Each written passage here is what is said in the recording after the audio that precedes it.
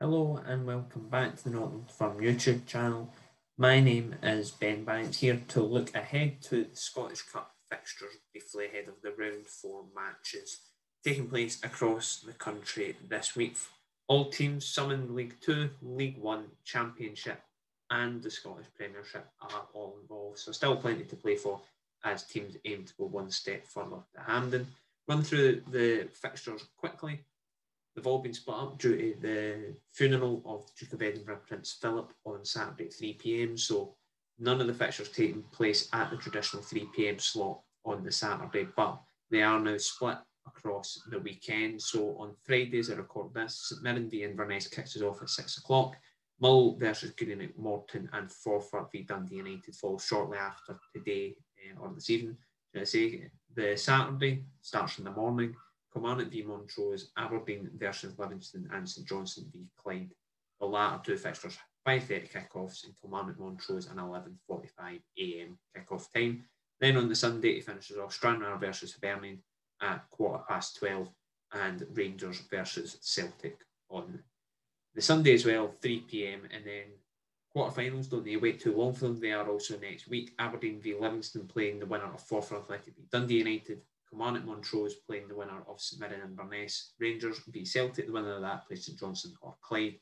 And in the other fixture, Stranraer or Hibernian, they will play Mull or Morton. So we'll go through these fixtures quickly. And we heard from Jim Goodwin ahead of St Mirren v Inverness, providing an injury update on Eamon Brophy. Initially thought to be out for the season. He could be back by the start of May. Jim Goodwin not going to be watching this one from the sidelines after a 3-game ban for comments made on Don Robertson after St Mirren's recent 1-1 draw with Ham. Yeah, we're not too bad. John Obika is touch and go. We're not sure whether the big man will be ready in time for Friday night. He had a slight groin strain. That's why he missed out in the Motherwell game. Ryan Flynn, unfortunately, pulled up just before half-time in the Motherwell game. We got the results of his scan back this morning, and that looks like a hamstring strain, which is probably going to keep Flinney out for the best part of 3 weeks, possibly even 4 weeks. So it's a shame for Flinney because he's another one who's been waiting patiently for his opportunity, and I thought he was having a really, really good game against Motherwell, and unfortunately he's going to have to miss out now as well. Quainer's getting closer. Eamon Brophy is getting closer as well. And other than that, everybody's good. Yes, well, Eamon is chomping at the bit to get back. The problem we've got with Brophy is that you need to wait for the bone to set properly. And if we do rush him back a couple of weeks early, then we run the risk of something happening again, and then it prolongs the whole rehabilitation period again. So, I keep saying this, without blowing smoke up my physio's backside, but he's very, very good at his job, and he is in the habit of getting boys back a lot sooner than what would be anticipated. So, Eamon is not a tentative type. As soon as he's ready, he'll let us know. But I would like to think that probably by the end of next week, he'll be joining in with the group to do warm-up and passing and maybe a little bit of possession, in the hope that he might be in the squad for the Hamilton game.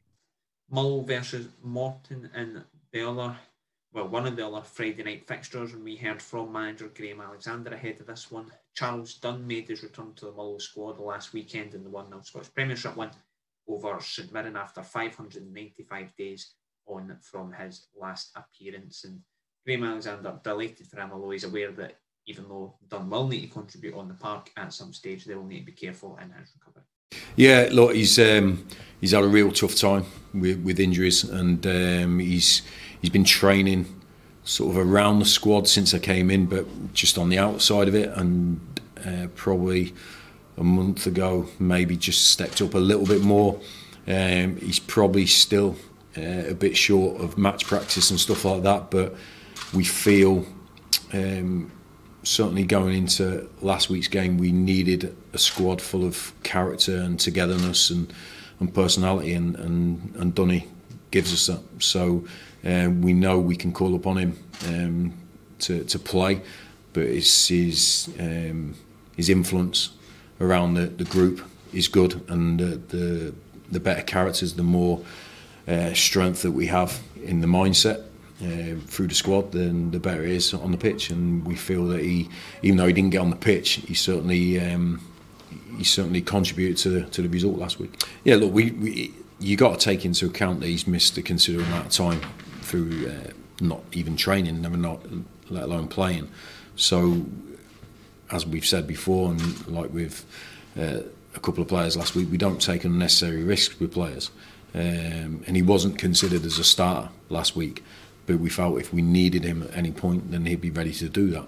And but while he wasn't on the pitch, he would still be contributing to what we needed off the pitch, in the change room, on the sidelines, in the warm-up.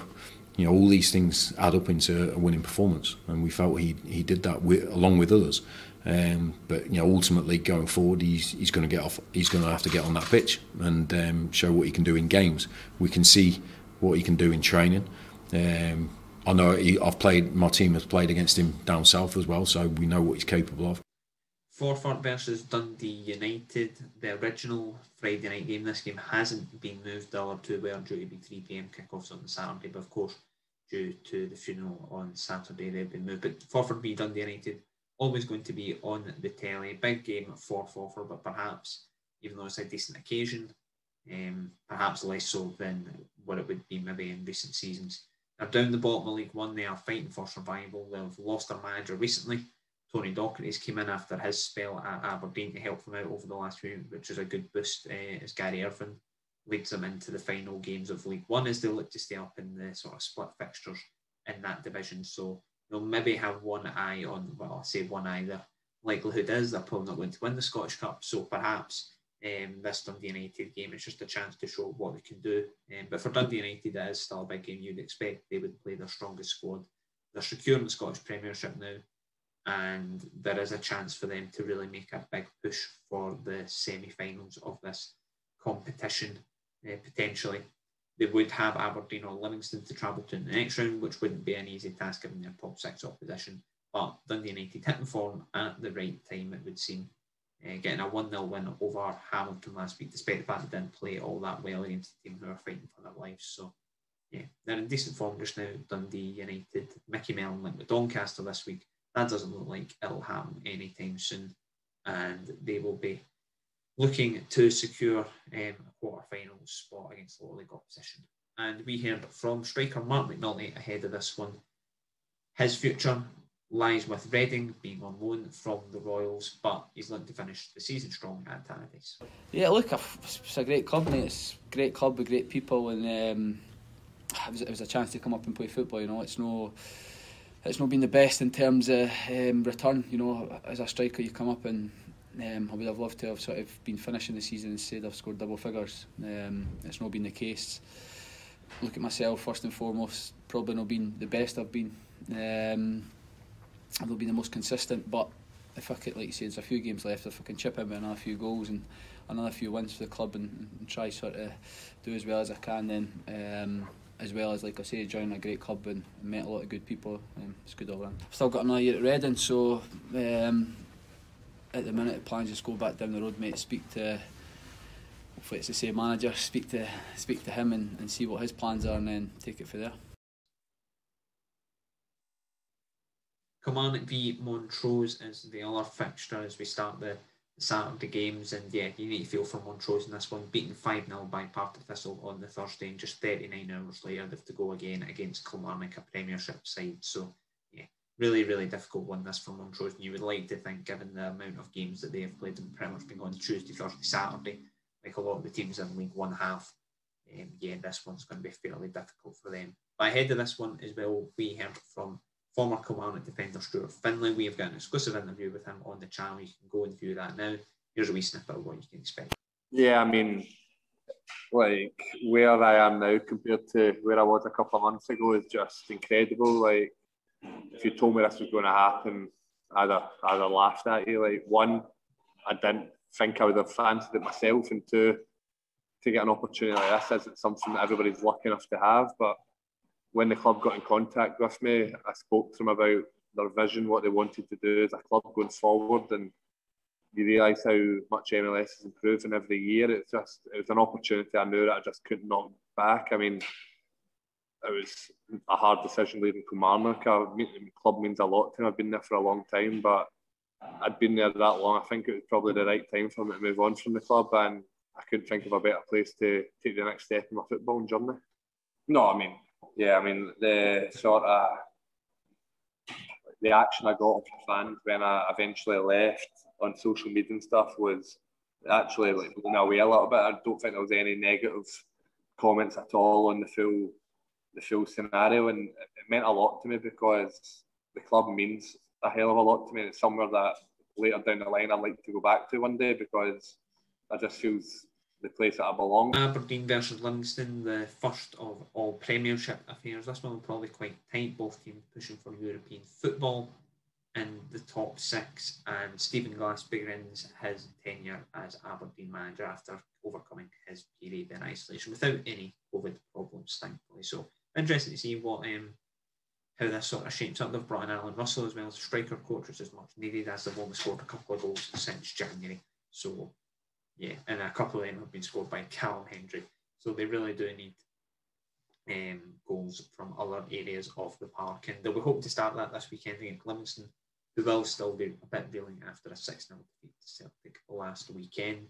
And then finally on the Saturday, St Johnstone versus Clyde, another one of the League One teams, probably the worst affected League One team, who have been going Tuesday, Thursday, Saturday for the last few weeks. They beat Clyde United in the last round just 48 hours after playing in their most recent League One match prior to that. So they have shown that they can overcome that, but you would like to think St Johnstone, being the Premiership side, having had a full week to prepare for this against Clyde, who have played twice since St Johnstone last played, perhaps it will catch up with them at McDermott Park. On to the Sunday, Stranraer v Hibs. Again, it's one of those ones. Stranraer will have had a couple of days to prepare for this, Hibs having had a full week. League 2 versus Premiership. This could have been an Edinburgh derby had things been a bit different. Border Rangers putting out Hearts in the last round prior to the third round, and then Stranraer eliminating Border to get to this stage in the last 16. So what could have been, but not to be. Hibs, I'm sure, will be fairly pleased with League 2 opposition. They'll be well aware of the task. It won't be just a walk in the park, but it is a lot easier than some of the ties could have had. And then Rangers v Celtic. We don't need to cover that. So that'll be the end of our preview. We hope you have enjoyed. Do remember to like this video and subscribe to the channel. We'll have a review of it as well on the Monday, I think, as well. And if you haven't checked out our interview with Stuart Finlay, we appreciate you doing so. If you want to go into the channel and have a look at that, we would much appreciate it. Right, until next time, take it easy.